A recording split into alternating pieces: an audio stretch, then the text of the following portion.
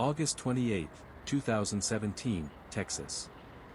Chambers County sits at the center of the storm that was Hurricane Harvey.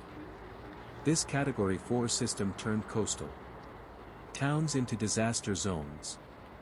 Roads are flooded. Rescue services are overwhelmed.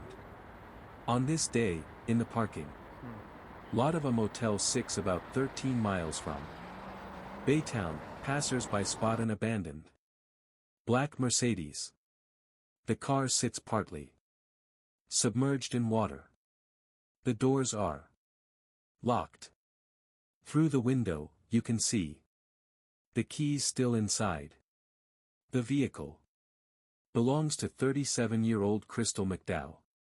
Crystal is a real estate agent in Baytown and the mother of a son and a daughter. Crystal stopped responding on August 25, a full day before the first rain reached the ground. Her family began searching before an official emergency was even declared. Messages went unread and scheduled. Client meetings were cancelled. While the Coast Guard and volunteers were pulling people off the roofs of flooded homes, investigators began to conclude that Crystal McDow's disappearance was not caused by the storm. The hurricane was just the backdrop to events that began on a quiet morning. To understand how Crystal McDow's car ended up in that flooded parking lot, we have to go back to the morning of August 25, 2017. For Texans, this was the start of one of the worst natural disasters in recent memory. Hurricane Harvey, which had formed off the coast of Africa 2 weeks earlier, reached peak strength by Friday. Wind speeds hit 130 miles per hour. While residents of Baytown and Houston stocked up on supplies and boarded up windows, Crystal was planning her workday. At 7:00 a.m., security cameras at the home of Paul Hargreave captured Crystal packing up her things and preparing to leave. At 7:10 a.m., she stepped out and got into her black Mercedes. According to an arrangement between Crystal and her ex-husband, she was supposed to drive to the house where Steven McDow was with their children.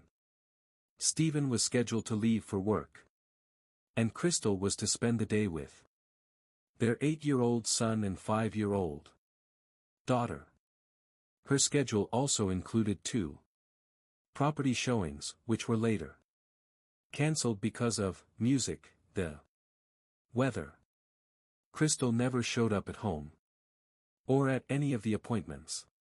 Paul Hargreave later told investigators he had tried calling her throughout the day, but her phone went unanswered. Steven McDow also did not reach out to the rescue services, even though Crystal never arrived to relieve him or pick up their kids. The silence from a woman who family and colleagues said was always in contact became the first real warning something was wrong. The official missing person report wasn't filed until the next day, Saturday, August 26. It was submitted by Crystal's uncle, Jeff. By then, Hurricane Harvey had already slammed into the coast, and the situation in Chambers County had turned critical. Emergency services were overwhelmed with calls for rescue from flooded homes and submerged vehicles. The launch of the investigation happened right as the streets of Baytown were turning into rivers. Many Baytown officers were impacted themselves. Some had water pouring into their homes while their families were being evacuated. Still, parts of the department managed to start piecing together the case. The biggest challenge was the inability to physically access roads and surrounding areas.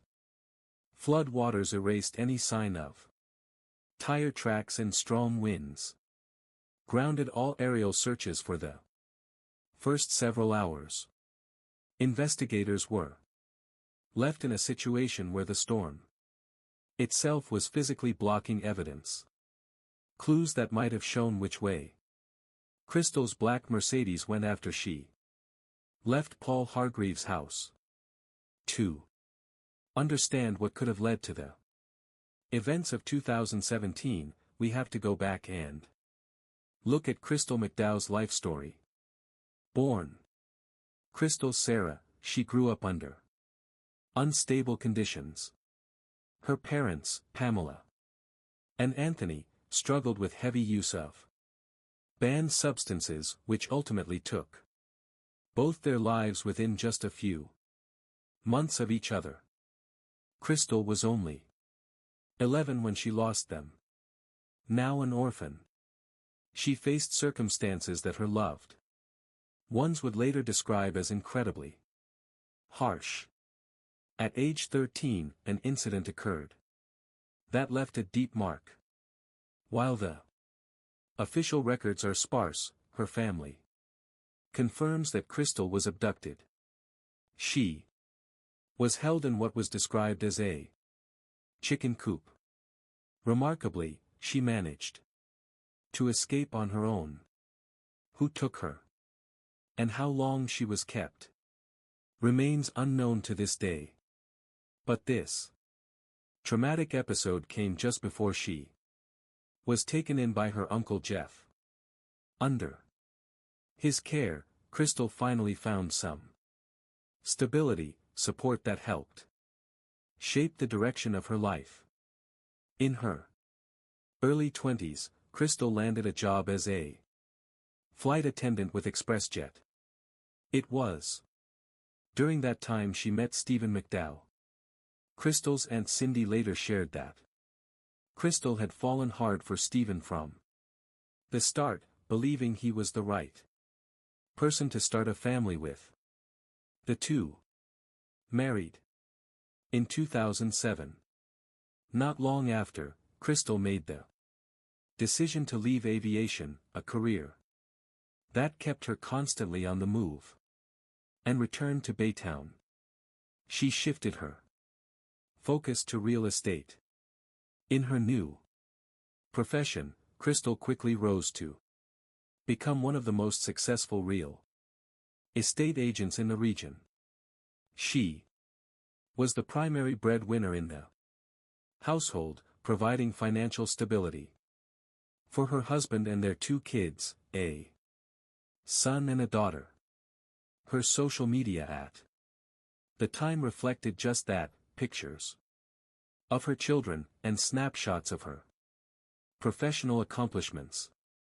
By the age of 37, Crystal McDowell had built the image of a successful woman whose lifestyle and career seemed to have more than made up for the hardship and instability of her early years. But behind that polished exterior was a relationship that had been unraveling almost since the beginning. Crystal and Steven McDow's story began in the mid-2000s. They officially tied the knot in 2007, and for the next 10 years they appeared to the outside world as the picture of a strong, stable marriage. But behind closed doors at their Baytown home, a different dynamic was taking shape, one built on financial dependence and mutual resentment. In the early years of their marriage, Crystal continued working as a flight attendant for ExpressJet. The nature of her job meant she was often away from home, according to statements from those close to her. During that period, Crystal had several affairs which Steven eventually found out about. These discoveries became an ongoing source of tension.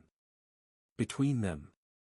In response, Steven displayed behavior that investigators would later describe as controlling and emotionally unhealthy. The first major crisis came in 2008 when Crystal filed for divorce for the first time.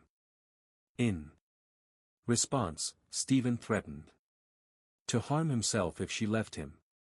Under that emotional pressure, Crystal withdrew the filing and the couple stayed together. Over the next decade, they had a son and a daughter. Crystal left aviation and transitioned into real estate where she found rapid success. Her career growth flipped the roles. Within the marriage, Crystal became the main and eventually the sole source of income. Steven stopped working entirely and became financially dependent on her. By 2017, the situation had reached a breaking point. Crystal was still covering all the bills, paying for Steven's housing, his car, and taking care of their son and daughter almost entirely on her own. After 10 years, the marriage had turned into little more than cohabitation. Crystal herself described that phase of the relationship as feeling more like roommates or even like a brother and sister. But while for her it was a clear signal that the relationship had run its course, Steven, without any financial independence, clung to it, using the same tactics he had for years. His dependence on Crystal was compounded by an unwillingness to change the comfort of the life he was used to. The same behavior pattern that started back in 2008, threatening to harm himself to prevent her from leaving, still lingered. But by 2017, new developments in Crystal's life would take away the last bit of control Steven had over her. By summer of that year, the relationship between Crystal and Steven McDow had reached the point of no return. In June, their 10-year marriage was legally dissolved. On paper, they were no longer husband and wife, but in reality, their financial and day-to-day ties remained. Steven had no steady income and still relied entirely on Crystal's support. She had even purchased a separate home for him, but due to renovations at her own townhouse, she continued to temporarily live under the same roof with him. Crystal saw this living arrangement as a short-term compromise, something done mainly for the sake of their son and daughter. She deliberately avoided sudden moves, music, hoping to keep things emotionally stable for the 8-year-old boy and 5-year-old girl. At home, her interactions with Steven were kept to the bare minimum. She described the arrangement as coexisting without any personal connection. Again, comparing it to living with a sibling. It was during this fragile period that Paul Hargreave entered her life, a local jeweler from Baytown.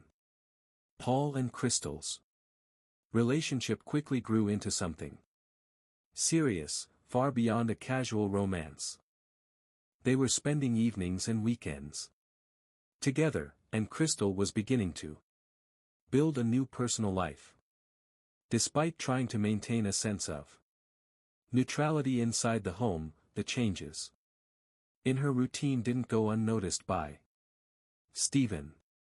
According to close friends, Crystal began expressing concern that her ex-husband was watching her. She believed Steven was monitoring what time she got home, tracking her routes, and showing up in places where she didn't expect to see him. These observations heightened her sense of unease. Still, Crystal avoided contacting law enforcement, afraid that doing so might escalate tensions and ultimately have consequences for her son and daughter. Steven's language began to change. Where he had once relied on threats of self-harm, by the summer of 2017, his statements became sharper and far more explicit. In private conversations, Crystal told people close to her that Steven was now making threats against their son and daughter, followed by harming himself if she completely cut ties with him. There were no physical acts of aggression at that point, but Crystal perceived the words themselves as a very real danger. Even so, she continued paying Steven's bills and maintaining only the most basic household contact, believing that once the renovations were finished and they were fully separated under different roofs, the tension would ease. That assumption turned out to be wrong. A cruise planned for August 2017 became the catalyst for a conflict that had been building beneath the surface. The trip was originally meant to be a family vacation for Crystal, Steven, their son and daughter, and several relatives, including her Uncle Jeff. But after the divorce became official, Crystal reconsidered the entire plan. She decided to invite Paul Hargreave, the man she intended to build her future with, to join the cruise. Instead, Paul later said he felt clear discomfort at the idea of being on the same ship as Crystal's ex-husband.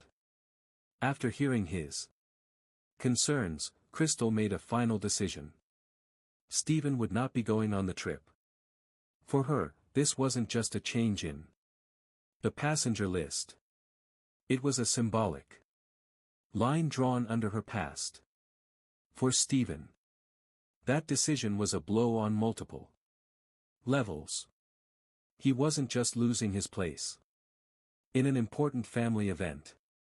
He was also losing the illusion that his old role in Crystal's life could be restored. At the same time, he was still living in a home she had provided and remained fully dependent on her financially. The gap between reality and his expectations continued to widen. During this period, Steven's threats became even more alarming. Crystal told close friends that he described a specific scenario: committing a crime against their son and daughter and then harming himself if she didn't end her relationship with Paul. These statements were often accompanied by emotional outbursts and sudden mood swings. Despite how serious the threat sounded, Crystal once again chose not to involve law enforcement, fearing that official intervention might trigger immediate aggression. At the same time, Steven was presenting a completely different version of events to others. To Krista, his older daughter from a previous marriage, he claimed the family cruise was still happening.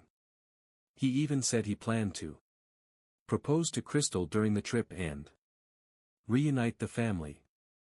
This disconnect between what was actually happening and what Steven was telling others pointed to a deep psychological break. By the morning of August 25, the tension had reached its peak. Music. Hurricane Harvey was less than a day away from making landfall. The cruise date was approaching fast, but Crystal McDow would never make it to the shore.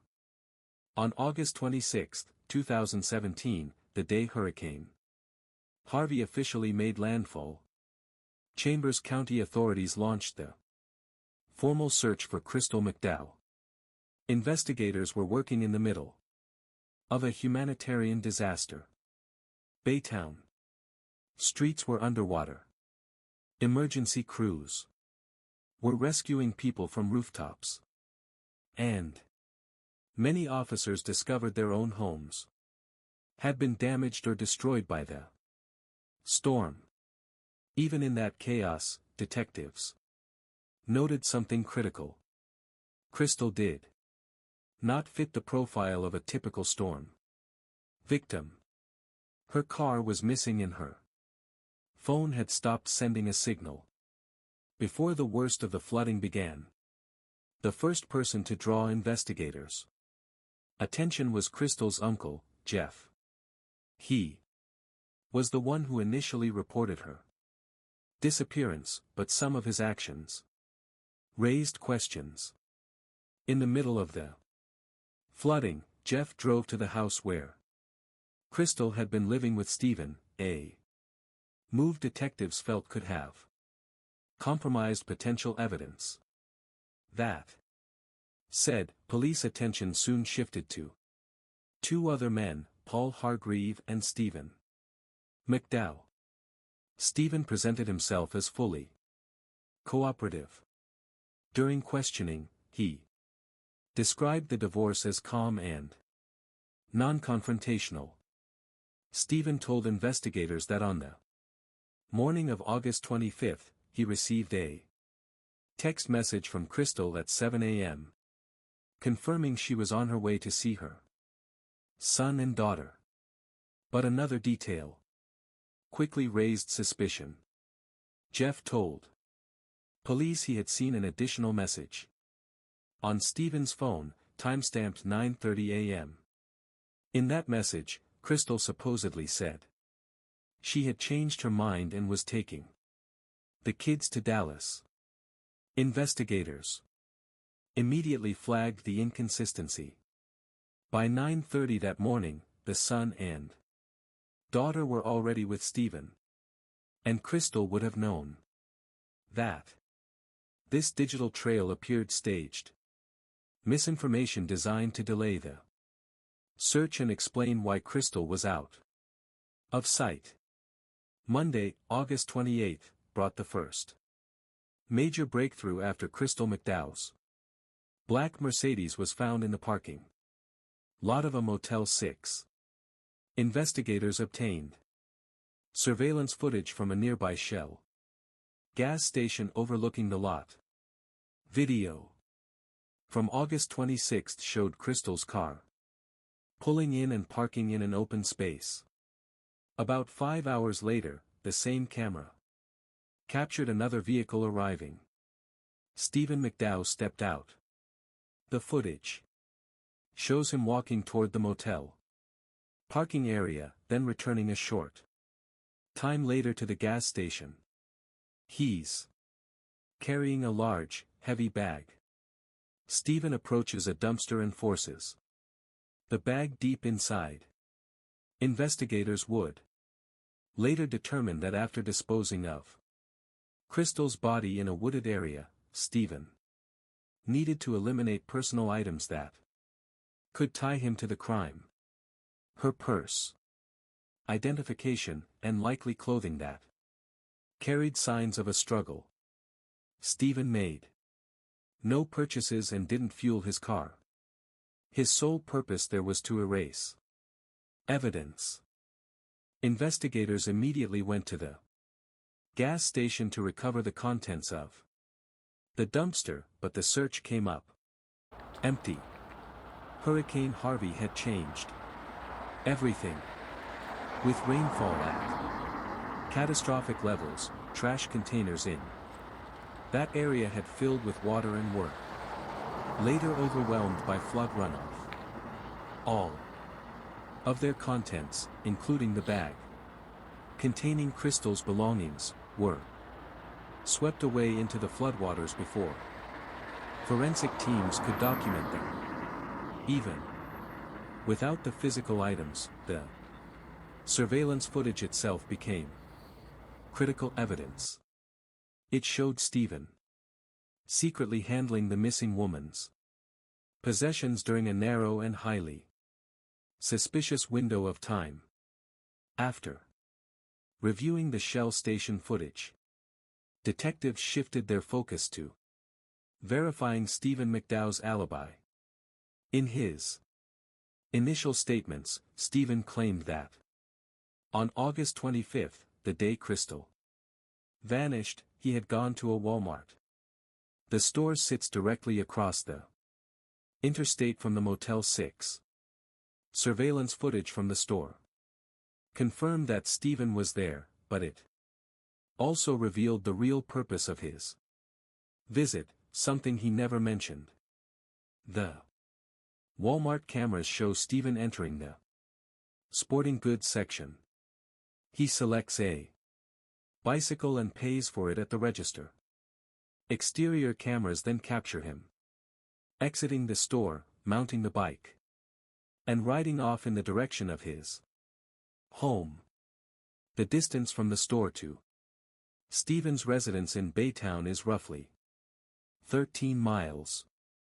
That detail solved a key logistical puzzle for investigators. Until then, they couldn't explain how Steven made it back home after leaving Crystal's car at the motel. With flooding underway and taxi services effectively shut down, the bicycle offered a simple solution, one that didn't involve using a vehicle that could be tracked by traffic cameras. Detectives determined that Steven made the entire trip in heavy rain, despite claiming he was supposed to be at home with his 8-year-old son and 5-year-old daughter.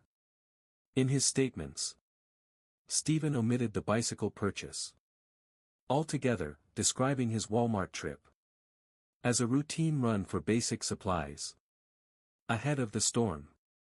The route captured on camera directly contradicted that claim. Investigators confirmed that he returned to his neighborhood on the bike, allowing him to avoid major highways and stay off the radar of patrol units operating in the disaster zone. By now, Steven McDow's movements on August 25 formed a clear sequence. Driving Crystal's car to the motel, waiting 5 hours, then cycling back to Baytown. At that point, detectives had enough to shift Steven from a cooperating witness to the primary suspect. On September 8, 2 weeks after Crystal McDow disappeared, Steven McDow was brought in for questioning again. By that point, investigators had surveillance footage confirming his presence in the motel parking lot, as well as proof that he purchased a bicycle on the day Crystal vanished. Steven admitted that he was the person seen in the videos, but he continued to insist that his actions had nothing to do with a crime. At this stage, investigators changed their approach, understanding that a case without a body could be vulnerable in court. Prosecutors applied administrative pressure. At the district attorney's request, Child Protective Services became involved. As a result, Crystal and Steven's 8-year-old son and 5-year-old daughter were temporarily removed from the home and placed with relatives. Steven was directly informed that his continued refusal to cooperate could lead to the loss of his parental rights.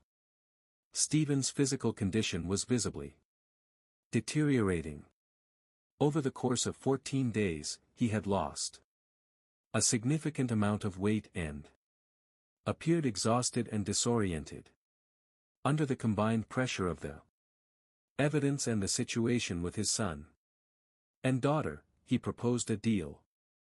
Steven agreed to reveal the exact location of Crystal's body in exchange for a commitment from prosecutors not to pursue the death penalty. He added one more condition: permission to spend one night at home before being taken into custody. The decision to accept this demand was driven by pragmatism. Without recovering the body, the prosecution lacked direct proof of the crime. Investigators concluded that the risk of granting temporary freedom was the lesser evil compared to securing definitive evidence.